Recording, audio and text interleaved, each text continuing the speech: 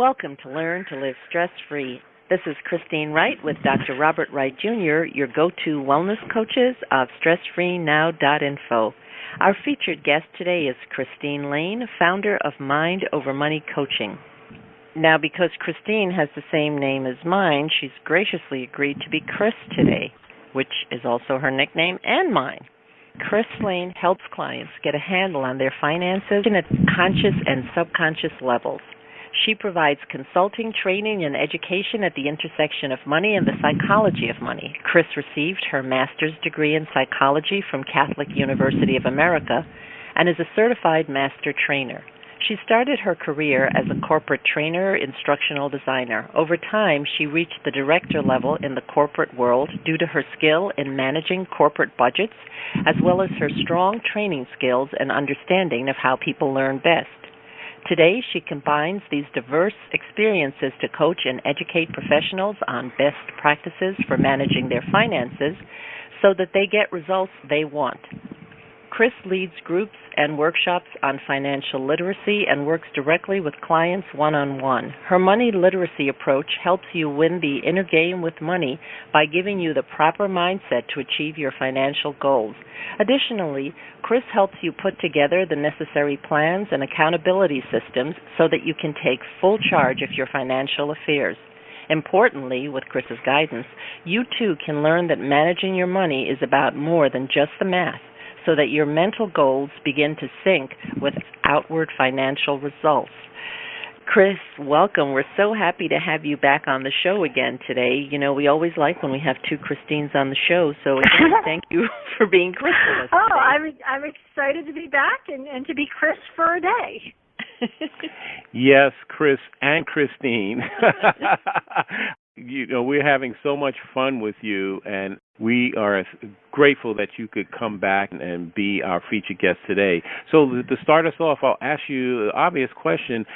How does a person start to develop a healthy relationship with money? In your previous time with us, you mentioned allowance and children, but as a rule, most people don't learn anything about money formally in school curriculums.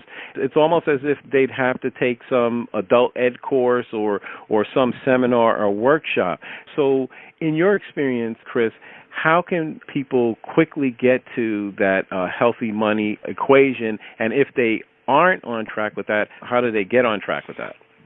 Well, that's interesting, and there's actually sort of two parts to the way that question is phrased.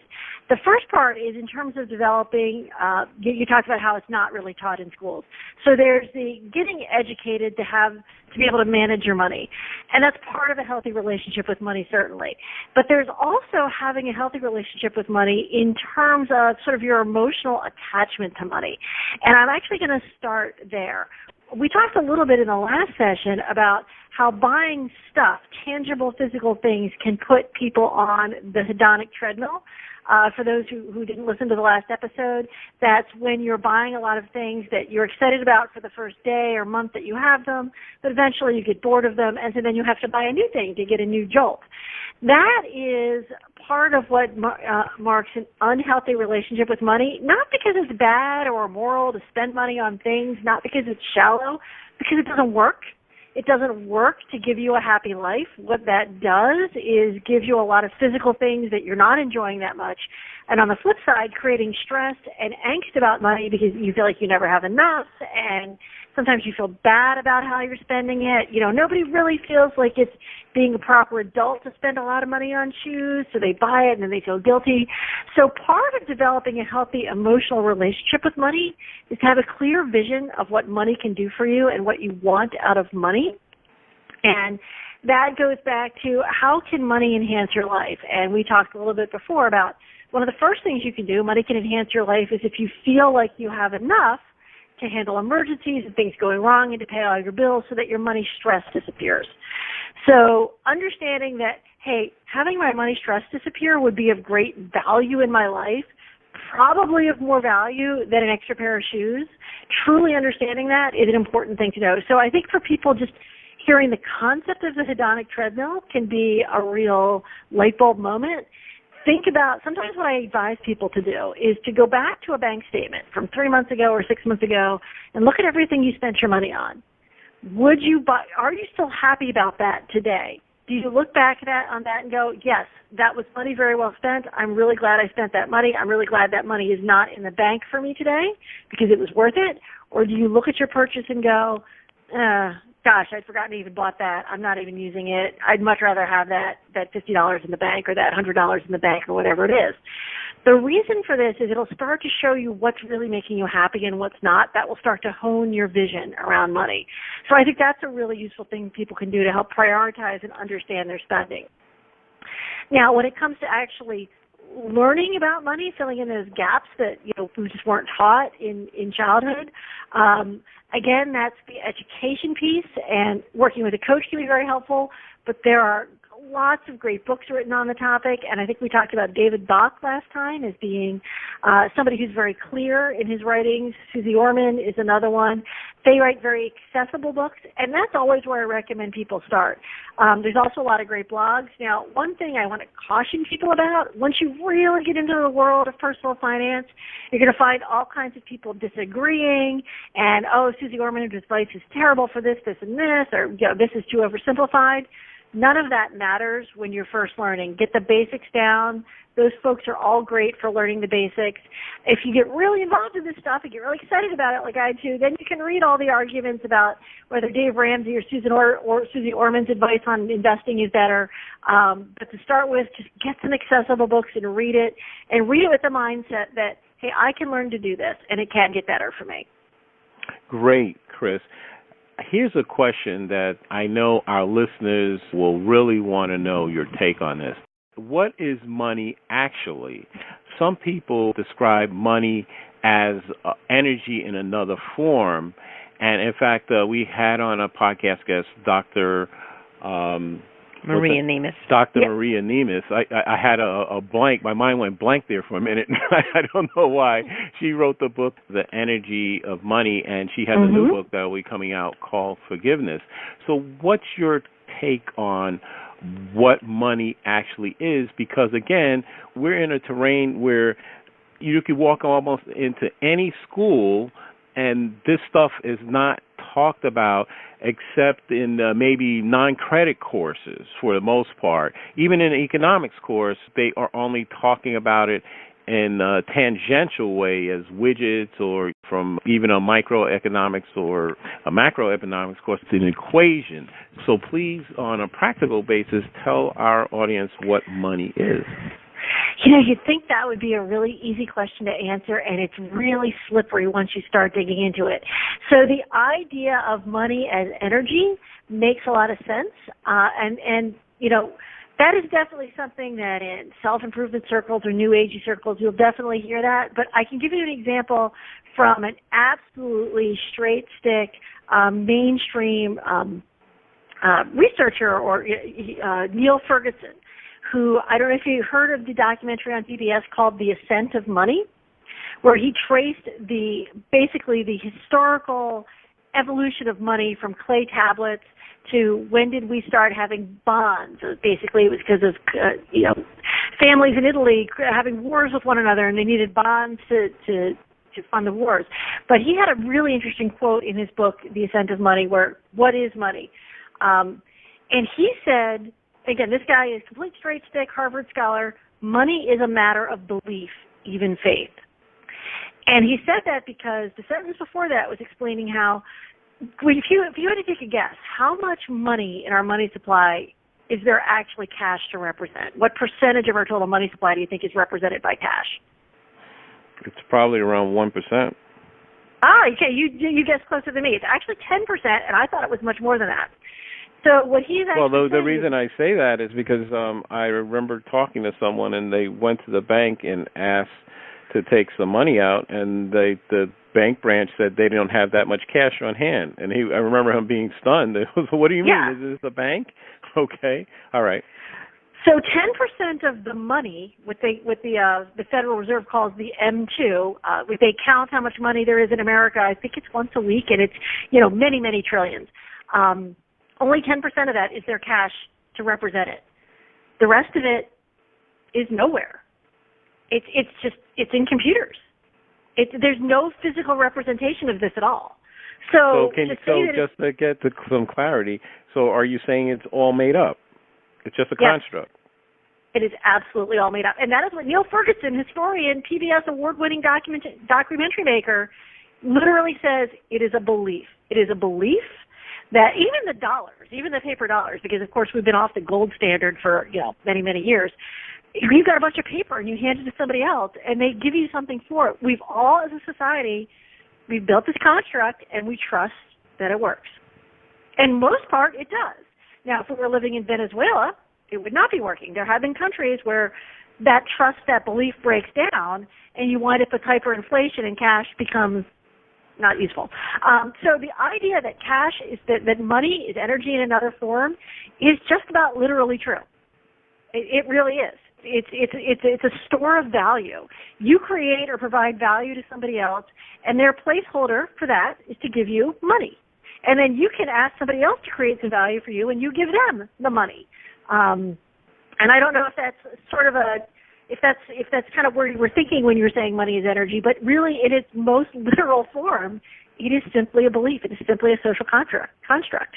Well, thank you for that. You hit the nail on the head.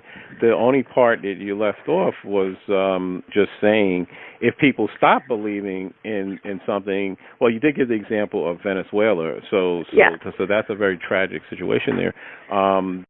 Or if people shift. For example, one of the things that I always found interesting is, like you mentioned, the gold standard. And if at some point people say, well, gold or silver or palladium or platinum does not have intrinsic value, then it won't have the value. And the reason I mention that is because I recall seeing a Twilight Zone episode where these guys had done some bad stuff and they stockpiled all this gold in a cave, and then they woke up 100 years figuring everybody would have forgotten about what they did.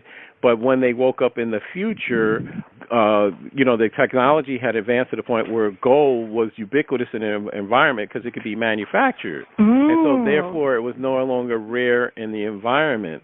And so part of what makes some things more valuable than others in terms of what humans value, like diamonds or rubies or other precious metals or stones, is the fact that something is rare, like an antique or something like that.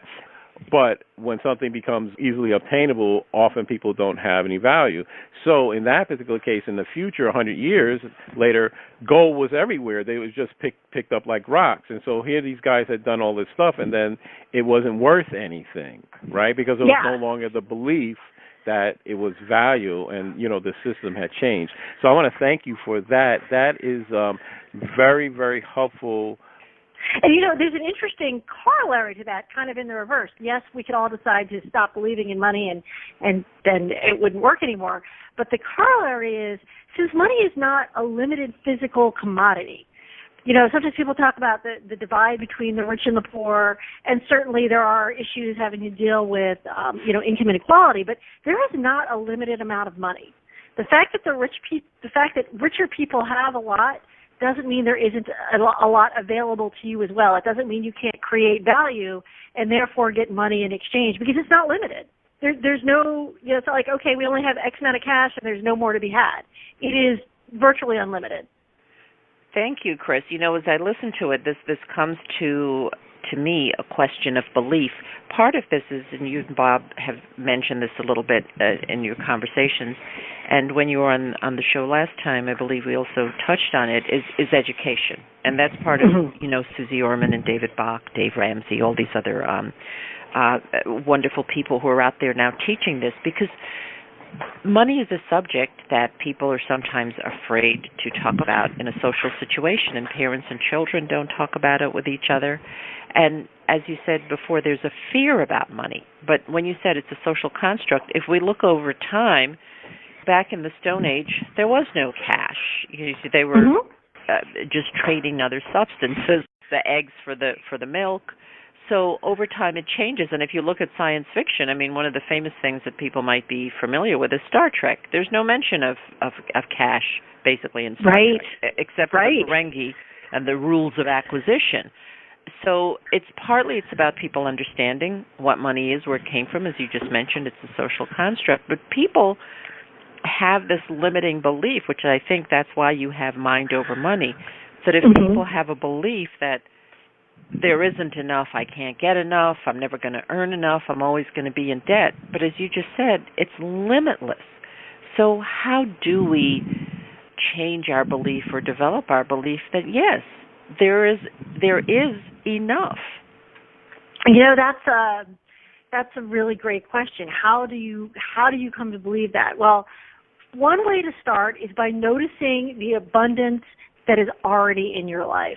David Bach actually has a quote that says, and I'm going to get it wrong, but I'm going to paraphrase it, that says, most Americans can get rich. And I'm sure people right now hear that sentence and they're recoiling. Not me, I can't. But I will. They're rounding up outside your house right now. They've got sticks outside. It wasn't me. David Bach said it. I'm just trying to quote it. But it is certainly worth noticing how much value and abundance there is already in your life. We as Americans, for the most part, most people are not going hungry. I do know that there is hunger in America, but most people, certainly most of the clients that I work with who are so worried, have enough. They have a roof over their head. They can pay the bills. The electricity is not getting turned off. They're struggling with credit card debt and they don't have as much as they want, but there's a lot there to begin with. So start by appreciating what is there. And read success stories. Dave Ramsey has on his website the success stories of the people that have gotten out of debt. Talk to people, and this is tricky because talking to people about money is a very delicate subject. But put yourself in the way of success stories so that you can start to see the options. And remember that you are no different than anybody else. If my client who's a musician can get herself out of $200,000 of debt, there are ways. There are always ways. And just be open to the possibilities. Thank you. That's so wonderful, and I know there are stories that we've heard from celebrities of people who have made it, and they talk about living in their car or going from welfare to millionaire. So I think when people can put themselves in the way of success stories, as you say, then they'll see, yeah, I may be feeling a bit now, down now or stressed or under pressure, but other people have made it out, so I can make it out. And I think that really is important to be mindful of. So, Chris, let's take a short break. Audience, we'll be back in a moment on Learn to Live Stress-Free with our featured guest today, Christine Lane, founder of Mind Over Money. Hi, I'm Dr. Robert Wright, Jr., the Stress Relief Doctor, co-host of the Learn to Live Stress-Free podcast series. I'm an author, speaker, and stress management wellness coach. My published study is the first to show the connection between stress reduction, grief recovery, nitric oxide spiking, and the relaxation response. And my practical application of this knowledge helps you relieve the stresses of everyday life. I have the tools to dissolve your pain points quickly and effectively. Email me to find out how you can start to feel better now at stressfreenow.info/contact. That's stressfreenow.info/contact.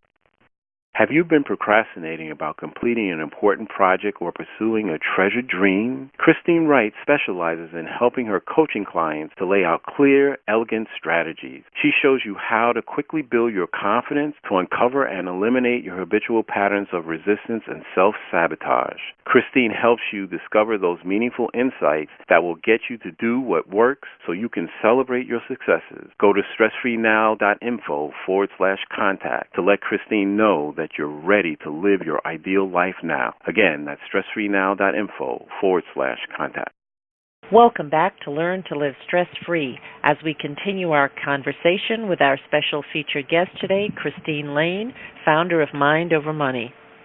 Chris, before the break, you mentioned Dave Ramsey several times. We're both familiar with his work. And so I wanted to, before I ask you the next question, I just want to mention to you, my light bulb just came on, and I said, hey, we'll have to call Dave Ramsey up and tell him that Christine Lane says that he needs to come on our show with Christine and do a show with us. And so I just want to mention that I will reach out to Dave Ramsey at some point and mention that you spoke of him very highly, and then hopefully he can do a show and you can be on the show with us on that call. That would be excellent. I would love to do that. Okay, fabulous. So now on the more practical side, what essential habits, Chris, do you think a person must develop if they want to have success with money? So that's I know I'm cutting you off, but yes. That's the $64,000 question, or the $64 million question. So I'm just going to go with the most cliched piece of financial advice that you can get as the first habit, because it is absolutely the most important thing. And you've probably all heard it before, but it's pay yourself first. And what that means is have some money that's being automatically deducted into a savings account. For most people, this is money, if they have a corporate job, that's going into some type of 401k. Because one thing I found is that most people, companies these days are making sure people set this up, which is great. They're going to the opt-out instead of the opt-in. I don't know if you're familiar with that at all, but where they're automatically setting people up in the 401k unless they tell them that they don't want to be part of it. So you have to take initiative to not put money in, as opposed to the other way around, which is a fabulous use of good psychological understanding. So I've had clients where they tell me that they're not putting money in their 401k, and it turns out that their company had an opt-out, and sure enough, they had been putting money in all along and didn't realize it, and it didn't hurt, right? I mean, they were putting it in and they were saving, and that is the most effective way people can save. Automate it, and then just do it. So that's number one. The next two most important habits, I think, is to pay attention. Paying yourself first, sometimes you don't even have to be paying attention. I literally have had clients that didn't know they had 401k accounts that did, but next habit to develop is pay attention, track your spending and your savings. And there are actually apps that make this much easier now. Mint is one that's very commonly used, where you can put all of your banking data into Mint and it will automatically track your spending. And I tell a lot of my clients, pick one day a month to look, like a Sunday night or a Thursday night, put it on your calendar and just look. Pay attention, know what's coming in, know what's going out. And then the third, and I think sort of the most involved habit, is learn the rules about money and happiness. Learn about the hedonic treadmill and activities, and make choices within that framework. Become a prioritizer. So that you're spending in money that ways to give you the most emotional bang for your buck. So the first one is the easiest. Just set something up with your bank or with your 401k so money's automatically going in. Second one is pay attention. That's a little more work, but get it set up. Put a date on your calendar once a month. And then if you're up for it, dig a little bit into the money and happiness and give some thought. Look at your old statements about what really makes you happy in terms of how you're spending and saving your money, and start to make choices in that structure. Well, thank you, Chris, for that answer. And I have to tell you, while I was listening to you, I just punched up Dave Ramsey, and I see that he's on every day of the week, and his show is 3 hours long. And I'm like, oh, man, our maximum podcast is an hour. We're behind the curve. And, he has callers. His show is all people calling in. So yeah, but that's amazing to have a 3-hour show 5 days a week. So I want to thank you for bringing up his name. Yes, so I guess when we finish our broadcast, Bob is going to make sure that he's calling into Dave's show. I'll say, Dave, we just had an amazing guest who was singing your praises, so I'm calling you in to invite you onto our show with her. How's that? That sounds good. Now, Chris, it occurs to me, because it is a issue with people. What is it about money? I mean, that it's so emotionally charged? That's such an interesting question, because money is, of course, culturally taboo to talk about. And part of it is, we see money, it's a store of value, it's a belief, right? And we've imbued all this belief into the importance of money. And so people see having money as relating to their value as a human being. But then society puts us in a bit of this double bind, because we're not allowed to talk about money, right? We're not allowed to talk about how much we have. But if you have more money, you're worth more. So the only way to signal to society that you have a lot of money is to spend it on conspicuous consumption types of things. The nice cars, the nice houses, the nice latest gadget in tech. That makes you appear valuable. But of course, once you've spent your money, you don't have it anymore. And we also have a strong cultural belief that one should be good with money, one should save their money, one should be responsible with money. But we praise people when they spend it. So people are in a really kind of a double bind there. I have a story that I sometimes embarrassingly tell where there was several years ago, my husband and I bought a house, used up most of our savings for the down payment, and then my car, which I had intended to keep for 5 more years, got hit on the street. I wasn't in it, I wasn't hurt, but it was an older car, and it was totaled. And I was like, oh, I really don't want to buy a new car right now, don't want to be rushed. Friends of ours were going to donate a 15-year-old car that they had. It was her first car out of college. They're going to donate it for a $600 tax write-off. They said, give us $600 for it. You can drive it around until you buy your new car. And this thing was beat up. It was an old Geo Metro, which was like the poor man's Corolla. It was a seafoam green. It still had the windows that you open, like the old crank-style windows. Yes. In fact, I had a friend's daughter get in the car, and she said, Mommy, what are these circles on the doors? And her mom's like, circles on the doors? What do you mean? She's like, these circles on the doors. Oh, it's to open the window. And the kids were so impressed, like, you could open the window without the car being on. I love it. Retro. Yes, they thought this was amazing. So this teal, dented, beat-up car, it turned out like it ran fine, and we really wanted to save up our money before buying the next car. It was not part of our financial plan. So I am driving around in this beat-up teal Corolla. I'm at the midway point in my career at this point. Like, I'm not entry-level. I'm not a youngin' that's okay. She's still paying off her student loans. And I remember driving this to a game, a hockey game I play, and one of the guys on the team did not fully understand the rule that you're not supposed to talk about money. And it was interesting because he used to talk about his big salary and his BMW, and everybody made fun of him behind his back, which was interesting in and of itself. Like, okay, society wants you to follow these rules about not talking about your money, and if you don't, we will punish you. At the same time, we want to think you have money. At any rate, he commented about something that he bought that he was the only person on the team that could afford it. And I kind of snapped, and I'm ashamed of it now. I'm like, my husband and I both have 2 professional incomes. We could afford it too. And I was like, oh, I should not have risen to that bait. Why did I feel the need to prove anything? But I actually said to my husband when I got home, I said, I wish that I could plaster our bank statement on the side of this crappy little car. Because driving around in the crappy little car so that we could save money, but people think we're poor.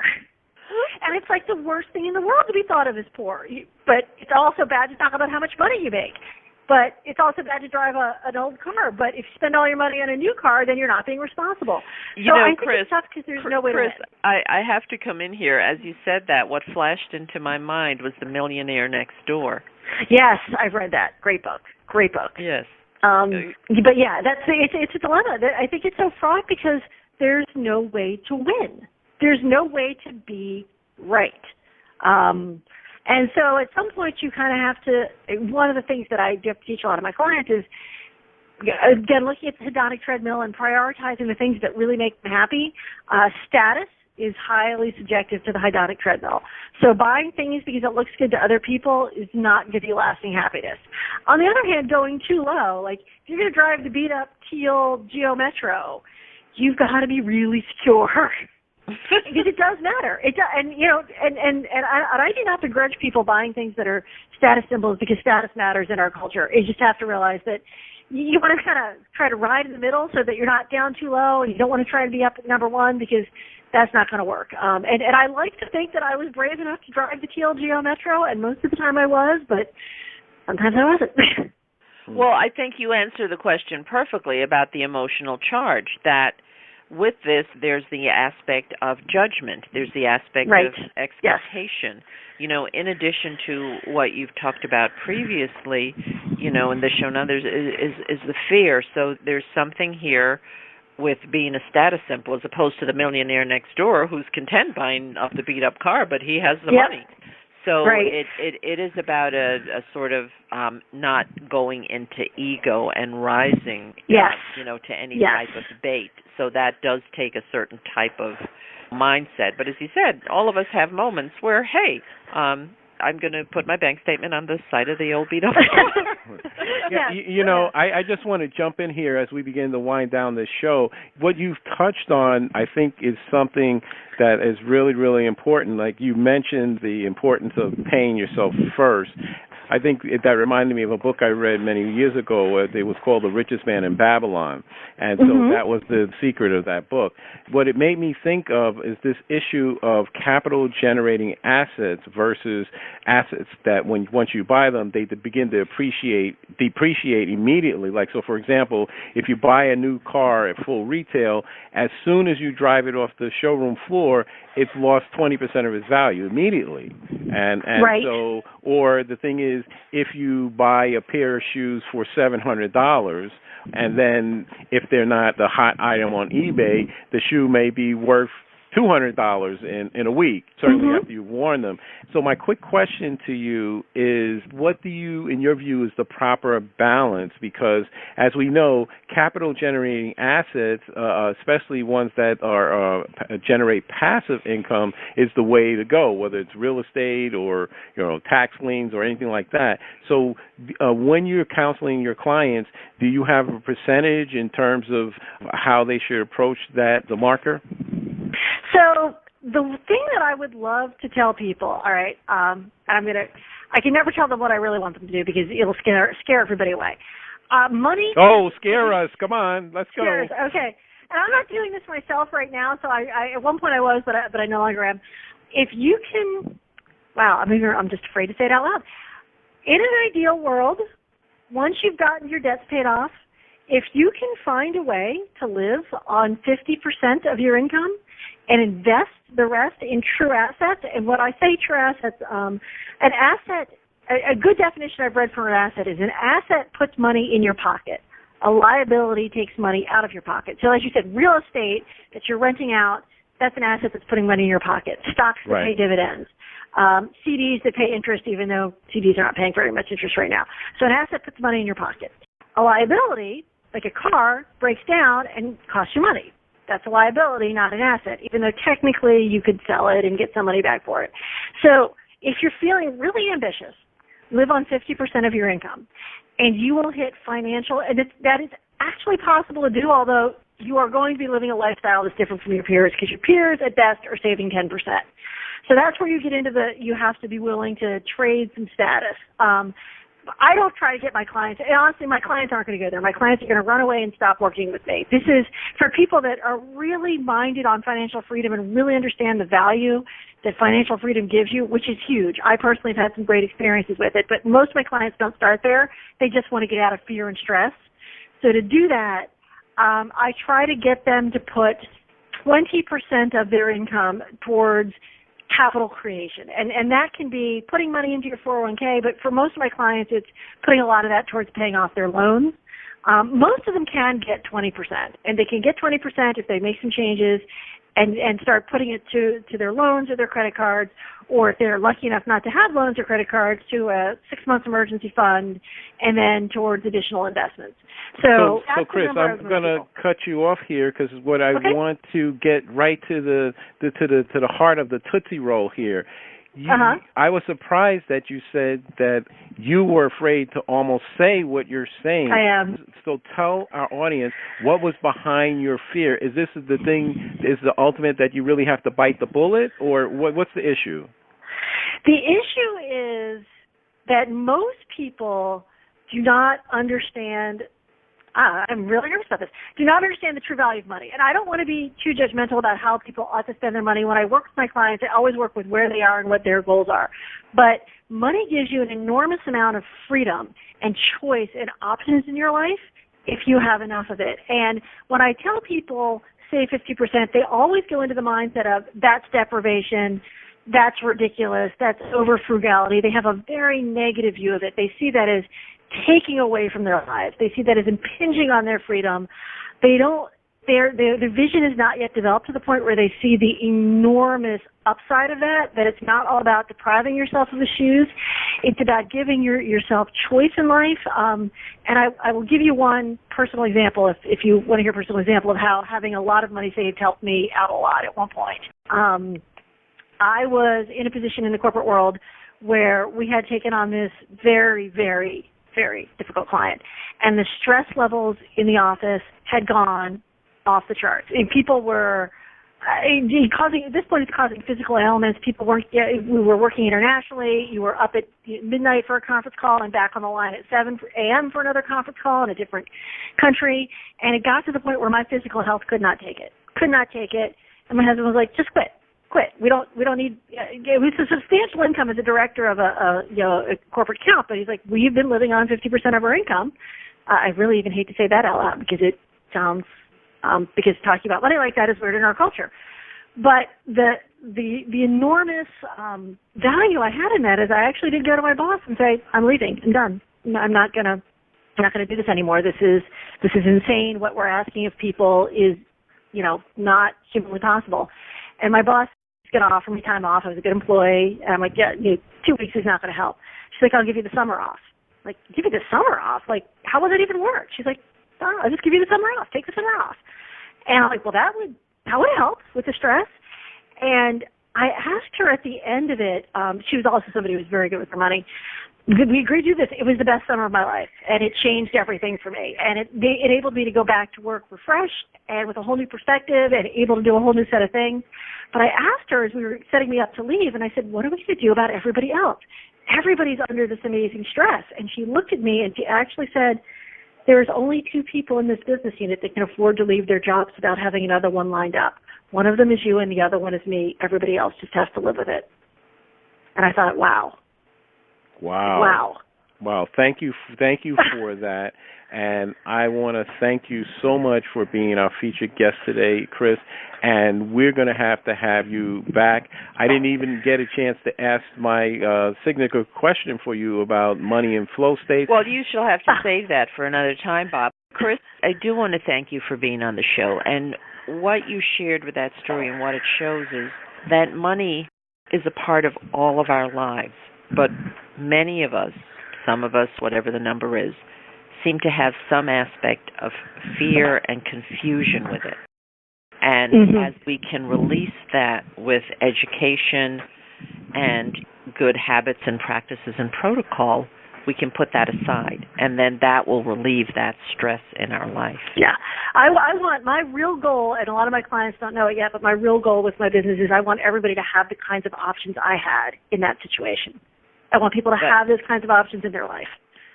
That is fantastic. On that note, Chris, I'd like to ask you to share what you're offering, because you do have an offer for our listeners today, and if you could share your contact information so our audience can know how to learn more about what you do.